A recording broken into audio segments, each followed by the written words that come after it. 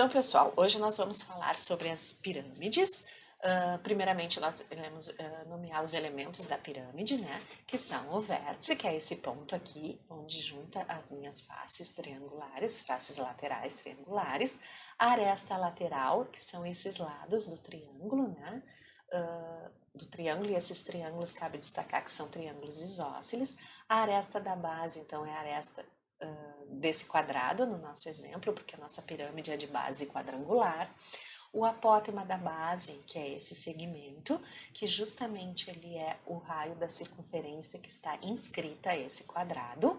O apótema da pirâmide, ou a altura da face, então eu tomo como exemplo essa face aqui do triângulo, onde a altura você sabe que divide a base exatamente na metade, né?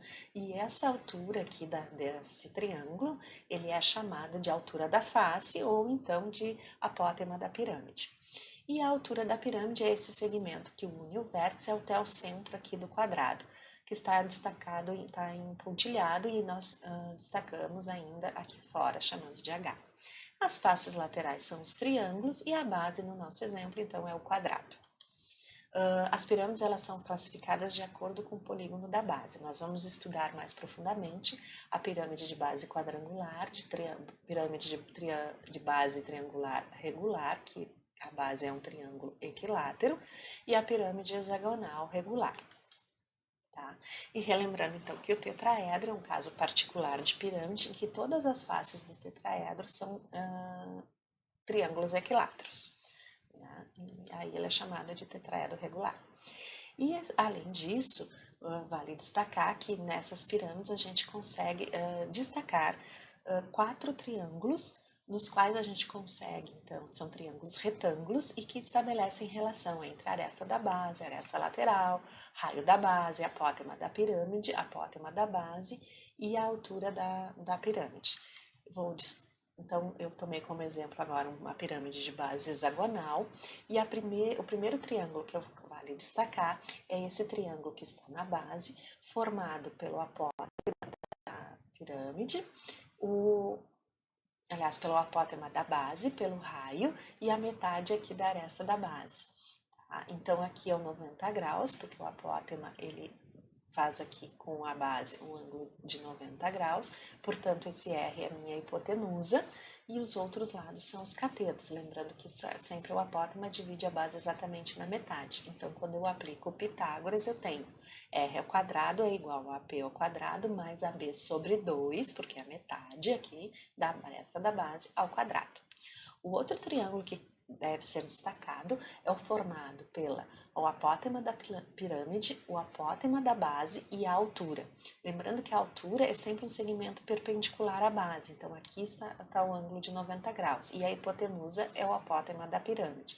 Então, aplicando Pitágoras, a gente tem o apótema da pirâmide ao quadrado é igual ao apótema da base ao quadrado mais o H ao quadrado. Outro triângulo a ser destacado, ele é formado pela aresta lateral, pelo raio da circunferência circunscrita e a altura. Novamente, a altura é sempre perpendicular, então meu ângulo reto está aqui e a aresta lateral é a minha hipotenusa. Então, eu fico com aresta lateral ao quadrado igual a raio ao quadrado mais H ao quadrado. E por último, é o triângulo que é formado quando eu traço o meu apótema da pirâmide, né? Ele divide então a minha face aqui, no caso a lateral, exatamente na metade, e aqui eu tenho um ângulo de 90 graus. E aí, se aqui é o ângulo de 90 graus, a aresta lateral é a minha hipotenusa. Então, a aresta lateral ao quadrado é igual ao apótema da pirâmide ao quadrado mais a aresta da base ao quadrado. A aresta da base sobre 2 ao quadrado, lembrando, porque sempre a altura divide a base exatamente na metade. Tá? Outra coisa que nós iremos comentar é a questão do volume da pirâmide. Aqui eu tenho um prisma de base triangular e eu dividi esse prisma em 3 pirâmides, onde as bases são iguais, as bases desses são iguais e a mesma altura. Portanto, se as bases são iguais e a altura é a mesma, necessariamente os volumes dessas 3 pirâmides são iguais.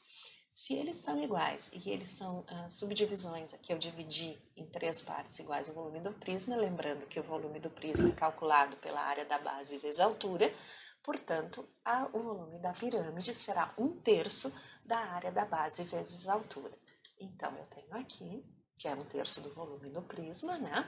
E posso estabelecer, então, a partir dessa forma, que é 1/3 da área da base vezes a altura. Posteriormente, em alguma aula, nós iremos reforçar esse assunto, certo? Até mais tarde, pessoal. Tchau!